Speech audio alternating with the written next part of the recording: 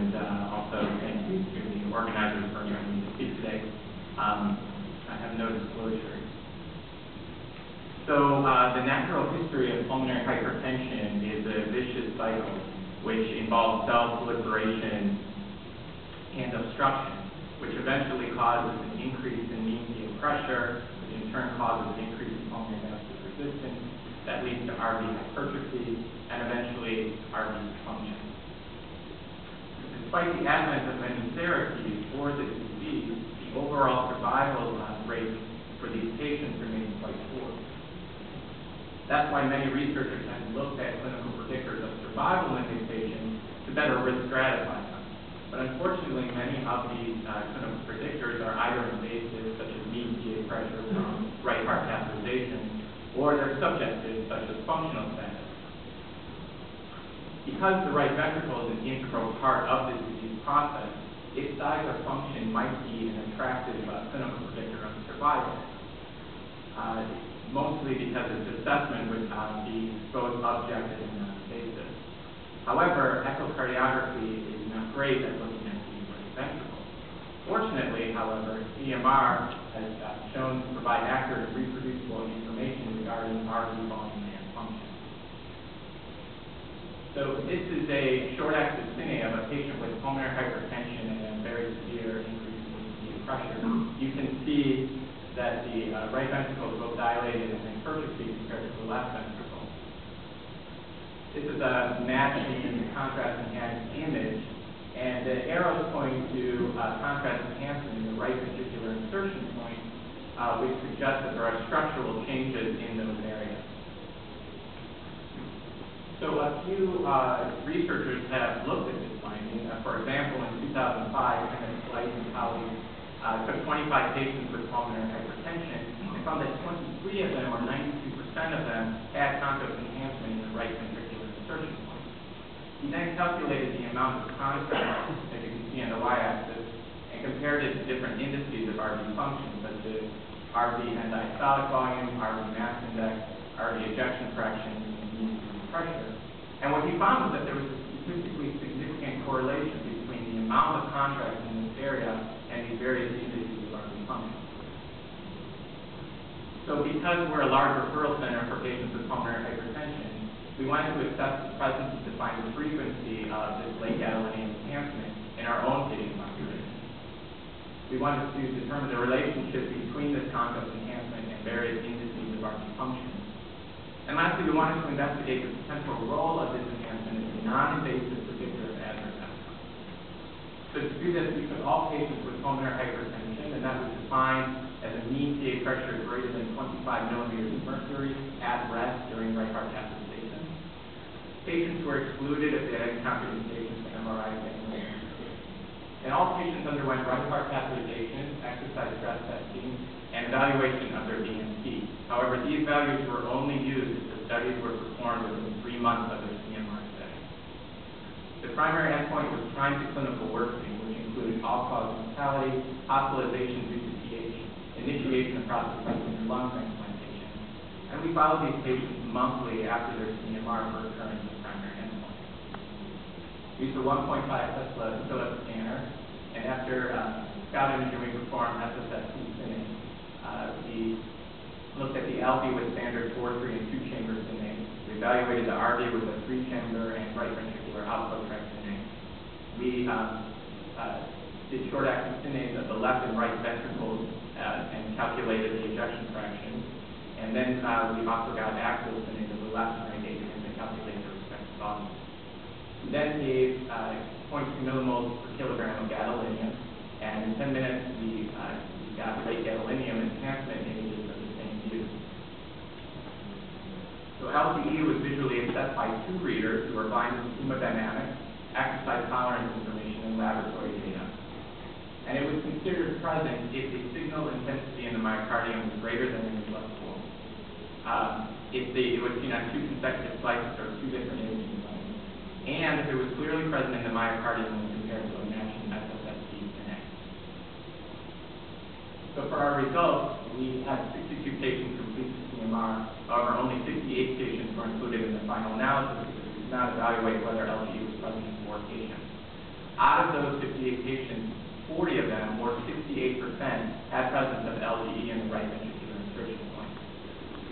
The average age was 53 years, and the majority of them were women.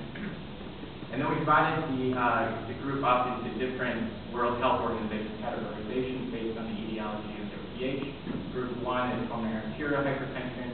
Group 2 is left-sided heart disease, such as diastolic dysfunction. Group 3 is lung disease, such as COPD. Group 4 is chronic thromboembolic disease. And Group 5 is median including sarcoidosis. And we found that the majority of our patients were in Group 1. And of those patients in Group 1, there was a significantly more of them, had LGE than patients without LGE. And we did not find this statistical significance in any other group. We then looked at the association between LGE and different indices of RV function. In this graph, we have volume on the y-axis here, and right ventricular end diastolic systolic volume indexed for body surface area on the x-axis. And the blue is LGE, and the yellow is patients without LGE. And the thick black horizontal line represents the median value. And as you can see, patients with LGE have significantly greater volume than those patients without LGE. We then looked at right ventricular mass, and the y-axis is now RV mass. And again, you can see patients with LGE have significantly greater RV mass index than patients without LGE.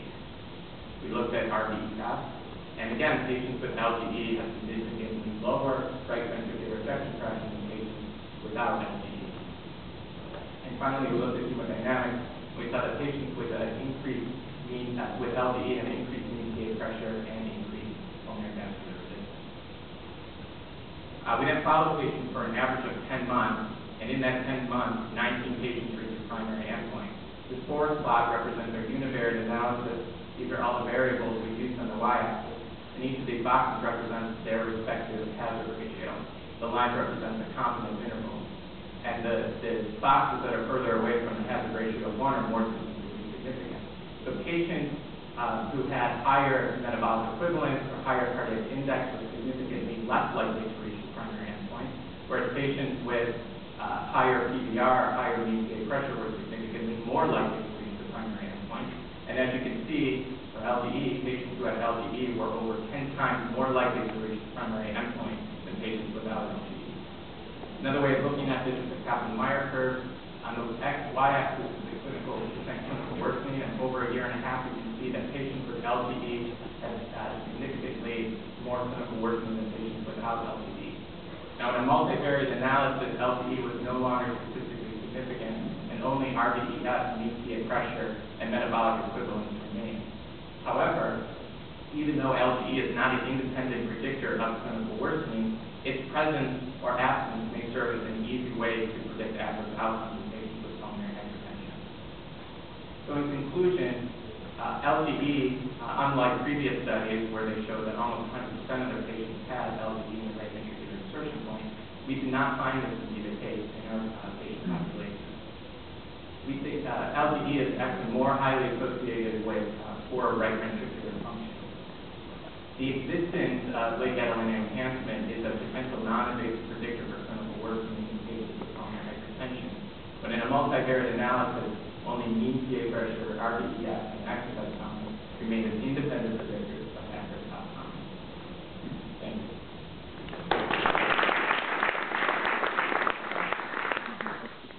Thank you very much. That was a great job. Please come forward with your questions. Anytime, could you, your primary outcomes, could you review them again for us? Yes, the primary outcome was time to clinical worsening, and that included all-cause mortality, initiation of prostacyclin, hospitalization for pH, and lung transplantation. And what do you think the late gadolinium enhancement in those regions represents? Yeah, that's a very good question. There's a lot of controversy as to what exactly it represents, and there's been some papers discussing that. It's well known that patients with very severe RV dysfunction develop ischemia in the RV, but this doesn't really correlate with any sort of known vascular territory, so it's unlikely that. There's also been thought that perhaps fibrosis in that area due to the shear forces when the right ventricle is dilated. However, there was a recent article by Bradlow in circulation about a year ago that suggests that it's really not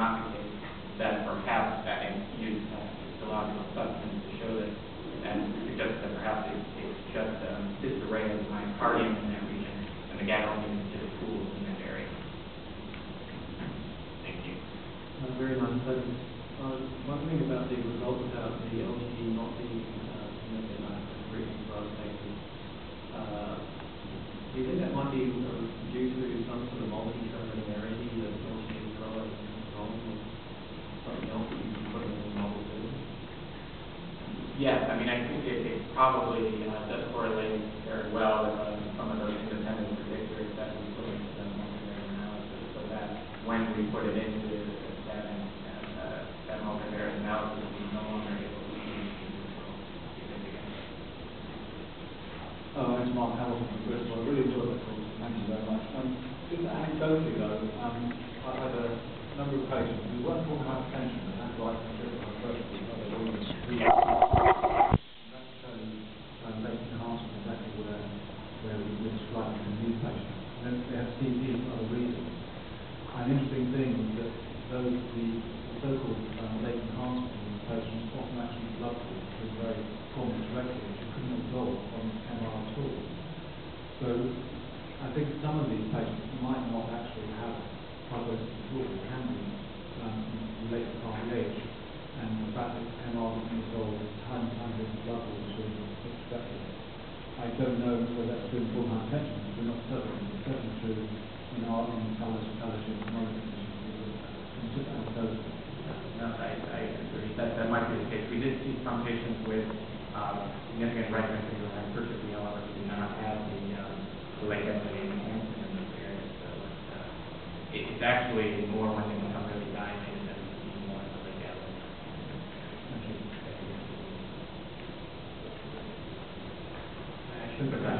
Great study. I was wondering, did you look at the analysis in your outcomes to some of the more harder outcomes, such as death or lung transplantation? Yeah, time to hospitalization might be difficult or more subjective to.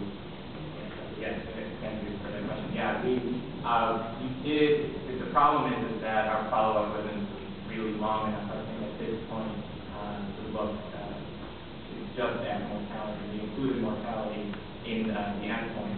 A significant number of those patients did die, but I think we would have to follow our patients longer to actually do that. That's very nice work. I think it's a partial answer to Alex's question. Might be the loss of sensitivity that you have for LGD. I noticed, I saw correctly your message, you mentioned 10 minutes. Yeah. We had others started looking at 2 to 3 to 5 minutes. There was a notion that the pharmacokinetic wash out properties should be the human eye. There should be no evidence of 2 or 3 minutes. So we believe if it's there early, that's the big sign of the partition coefficient. Whatever this is we're seeing, I'll argue that it might not be clearly less than that of scar. So using endocardials are using a endocardial scar, transmural scar concept. Probably does exist quite well. I bet you improve your sensitivity and probably broaden the Kaplan-Meier curve. You see that probably does add a few more patients to the population.